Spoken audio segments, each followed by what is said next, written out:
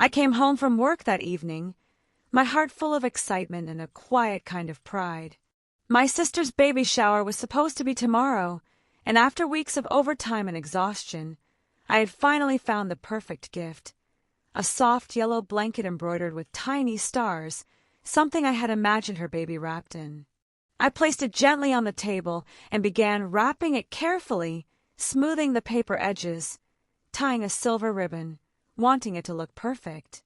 I even laid out my outfit on the bed, a pastel blue dress I hadn't worn in years because it made me feel special. I smiled to myself, thinking how my sister would be surprised to see me. We hadn't been close lately, but I hoped this would be a step toward healing old distance. As I sat on the couch, I texted Mom, "Hey, what time should I come tomorrow?" I waited, humming softly. A few seconds later, my phone buzzed. The message was short, almost icy. "You don't need to come. You're not invited." For a moment, I thought I had read it wrong. I stared at the screen, my fingers numb. My stomach dropped, and my heart began to pound so hard it almost hurt. I laughed nervously, telling myself she must be joking. I called her, but she didn't answer. I sent another text, then another, asking what she meant, but she left them on read. The silence between each second felt heavier, crueler. I sat there with the wrapped gift in my hands, realizing this wasn't a mistake. The same coldness I'd felt as a child, the same invisible line that always kept me out, it was back. And I didn't know then that being uninvited would uncover every buried truth about our family that I wasn't ready to face. My name is Emily. I'm 28 years old, and I work as a nurse in a small city hospital. Most of my days are spent rushing between patients, late-night shifts, and the quiet hum of machines that never stop. My life isn't glamorous, but I've built it piece by piece with hard work and sacrifice. I live alone in a one-bedroom apartment that smells faintly of coffee and antiseptic, a place that feels peaceful but sometimes painfully quiet. Growing up, I was always the dependable one, the one who followed rules, cleaned up after others, and never asked for too much. My younger sister Sophie was the opposite, wild, radiant, and adored by everyone, especially our parents. She could make a mess and somehow still be praised for it. I remember our mom saying, "Sophie just has that spark," while patting my shoulder like I was the dull contrast. When I graduated nursing school, they said, "Good job, Emily." But when Sophie got into art college, they threw a party.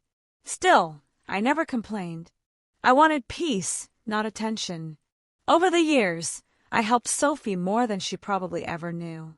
I lent her money when she was broke, paid for some of her college books, and even covered a few of her bills when she forgot. When she announced she was pregnant, I was genuinely thrilled. I was the first to buy her a small crib and some baby clothes, even before she had a baby shower date. Every night after my shifts, I'd scroll through baby websites, comparing reviews, imagining her smile when she opened my gift. I thought maybe this time, she'd see how much I cared. I even told Mom, "I got the perfect gift for Sophie," and Mom smiled faintly and said, "That's sweet, honey." In that way she always does, soft, polite, but detached, the kind of tone that steals the warmth from your effort. I could tell she wasn't really listening. It wasn't new. I'd grown used to being the background to Sophie's spotlight. Still, I convinced myself it would be different this time. I pictured us laughing at the shower, taking pictures together, maybe even feeling like real sisters again. That's what made the message hurt so much. I wasn't just being uninvited from a party. I was being uninvited from my own family story, the one I'd spent years quietly holding together. And deep down, I knew this wasn't just about the shower. It was about every time I'd been invisible, every time I'd swallowed my hurt to keep the peace, and every time they mistook silence for strength. It didn't happen all at once. It started small, in ways so subtle I almost convinced myself they weren't real. A few months before the baby shower, Mom began forgetting to tell me about family dinners. I'd find out from Sophie's Instagram stories, Everyone sitting around the table, laughing, my chair conspicuously empty. Once, they all went to a weekend brunch to celebrate Sophie's pregnancy, and when I asked about it later, Mom said, "Oh, honey, it was so last minute, we didn't want to bother you. You're always working." Her voice was so calm, so guilt-free, that I almost believed her. Almost. Then the group chat for the baby shower started. I knew about it because Sophie accidentally mentioned something about the pink and white decorations one day, but when I checked my phone, nothing. No messages, no invites. I told myself maybe they wanted to surprise me. Maybe Mom was planning something special this time. Hope can make you blind if you've spent your whole life trying to earn love that should have been free. One evening, after a long shift, I came home and heard Mom's voice echoing through my apartment. She was on speakerphone with Sophie, and I realized I'd accidentally answered her call without noticing. I froze as I heard Sophie say, "It'll be better without drama this time." And Mom laughed softly. "Yes, sweetie, we just want a peaceful day." My heart thudded. I wasn't sure if I should hang up or speak, but something in me broke. "Drama," I said quietly into the phone. "I just wanted to celebrate my sister." There was silence. Then Mom's voice turned cold, practiced, like she was talking to a stranger. "Honey, sometimes it's best to stay away." The line went dead. I stared at my phone, my reflection flickering on the screen, wondering how being kind had turned into being called drama. My hands shook, not with anger, but with a kind of hurt that sits too deep to name. It wasn't about a party anymore. It was the realization that I'd been erased slowly, like someone fading from a family photo one pixel at a time.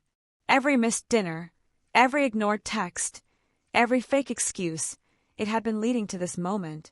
For them, I wasn't part of the celebration. I was the shadow they didn't want in the pictures. And that night, sitting alone on my couch surrounded by the baby gifts I'd wrapped with love, I realized I had never been invited. Not just to the shower, but to the version of family they wanted to show the world that it was a quiet Sunday morning when I opened my phone and saw it, the very thing I never expected to see. A burst of pink and gold filled my screen, balloons, cake, and smiling faces.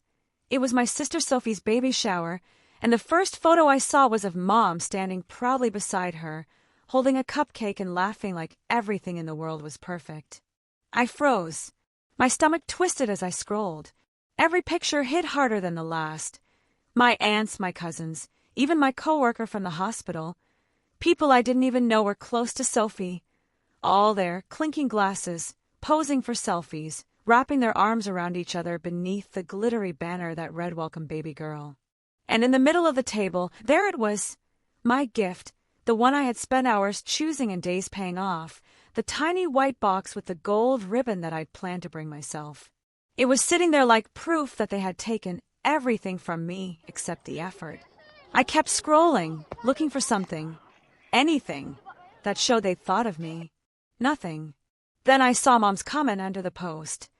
"So proud of our beautiful family." My heart sank. Beautiful family. The words burned. Because if that was her definition of family, I clearly didn't fit. My fingers hovered over my phone before I finally typed, "You could have just told me you didn't want me there." I hit send, my pulse pounding. A minute later, 3 dots appeared, blinked, vanished, came back. Then finally Mom's message appeared. "You always make things about you." I stared at it, feeling that familiar ache crawl up my chest. I read it again and again until the letters blurred. That's what she always said when she didn't want to take blame. I went back to the Facebook post and, with trembling hands, left a small comment under Sophie's picture. "You look beautiful, sophomore. I'm happy for you." It wasn't sarcasm, it was truth. Because no matter what, I still love my sister. But then, only minutes later, I got the notification. "Your comment has been deleted." Deleted. Not hidden, completely gone. My throat tightened, and I realized Mom had done it. She'd erased me again, publicly, like I was the embarrassing stain she didn't want people to see. I stared at the screen until my reflection blurred in the glass, and something inside me shifted. The hurt didn't disappear, but it changed shape. It became anger, cold and steady. I wasn't crying anymore. I was done being the invisible daughter, the easy target. I'd spent years trying to prove I belonged in a family that didn't want me. And for what? For them to pretend I didn't exist the second I stopped being useful? I opened the photos again and studied each one like evidence, the perfect decorations, the laughter, the smiles. It was all an act, one big performance for social media. The kind of family people envied online but would never want to live with behind closed doors. That's when it clicked. This wasn't about a baby shower. It was about control. Mom couldn't stand the idea that I'd built my own life, paid my own bills, made my own choices. She wanted to remind me that she still had the power to exclude me. And she did, but only once. Because that moment, watching my name disappear from a comment section, was the moment she lost the power to hurt me again. I set my phone down slowly, the silence in my apartment heavier than ever, but this time it felt different. It felt like clarity.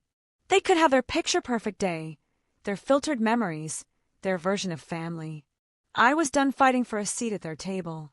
And as much as it hurt, I finally understood. Sometimes the most painful lesson is realizing you were never really part of the celebration. You were just there to fill the frame. When the truth finally came out, it wasn't through a dramatic confrontation. It was through quiet exposure. Sophie's husband found the anonymous package Emily had sent weeks earlier. Inside were copies of receipts, screenshots, and notes that proved how much Emily had quietly done for Sophie's baby. The money she had sent, the gifts she had bought, the hours she had worked just to make things easier for her sister. Shocked and hurt, he confronted Sophie, asking why no one had told him that Emily had been the one helping behind the scenes. In the chaos that followed, Sophie turned to her mother for answers, but their mom's only defense was, "I didn't want to ruin the mood." The family group chat soon exploded with accusations, guilt, and denial. Old secrets surfaced, things Emily had long suspected but never said aloud. Cousins who had ignored her started messaging her, saying they had no idea what was going on. Emily read every message silently, then muted the group. She didn't need to respond. Her silence was louder than any argument. A few days later, her phone buzzed repeatedly, calls from her mom. Emily watched them ring out. She wasn't angry anymore, just done. For the first time in years, she felt like she had nothing left to prove. Weeks passed before Sophie showed up at her apartment, eyes red from crying. She said Mom had confessed everything, that she had excluded Emily to protect the family's image, claiming Emily was too serious, too emotional, too different. Emily listened quietly, letting her sister's words hang in the air. When Sophie apologized, genuinely this time, Emily accepted it, but calmly. "I forgive you," she said softly. "But from now on, if I'm invited to something, it'll be because you want me there, not because Mom tells you to." Sophie nodded, and for the first time, there was honesty between them. That evening, Emily sat by her window, watching the sunset paint the sky gold. Her phone lit up again, another call from Mom. She let it go unanswered. She didn't need revenge anymore. The truth had done that for her. What she had now was peace, the kind that comes when you finally stop chasing validation from people who never wanted to give it. Justice had come quietly, and it stayed. Not in anyone's guilt, but in Emily's calm did I end the weeks that followed. Emily's life became quieter and lighter. She poured herself into her work, finding comfort in the steady rhythm of caring for others. Her apartment, once filled with anxious thoughts about family gatherings and being left out, now felt peaceful. No more waiting for messages that never came, no more wondering what she did wrong. The silence that used to hurt her now healed her. She realized she had spent years chasing approval from people who only used love to control her, twisting care into guilt, affection into obedience. Now, she finally understood that peace doesn't come from being included, it comes from being free. Sophie began reaching out from time to time, short, sincere messages asking how she was doing, or sharing small updates about the baby. Emily appreciated it, but she didn't rush to rebuild what was broken. She responded kindly but kept her distance, knowing boundaries were a form of self-respect. Her mother, on the other hand, remained silent after Emily ignored her last call. For the first time, Emily didn't feel the urge to fix it. She knew that some relationships only survive if one person keeps apologizing, and she was done being that person. Every morning, Emily made her coffee, sat by her window, and watched the sunrise touch the city. The world outside was the same, but her inner world had changed. There was no bitterness, only calm acceptance. She no longer needed her family's approval to feel loved or worthy. What she needed was peace, and she had finally found it. She smiled softly, placing her phone face down on the table, letting the morning light fill her home. Family isn't about blood, she thought, watching the light spill across the floor. It's about respect. And sometimes, peace means uninviting yourself.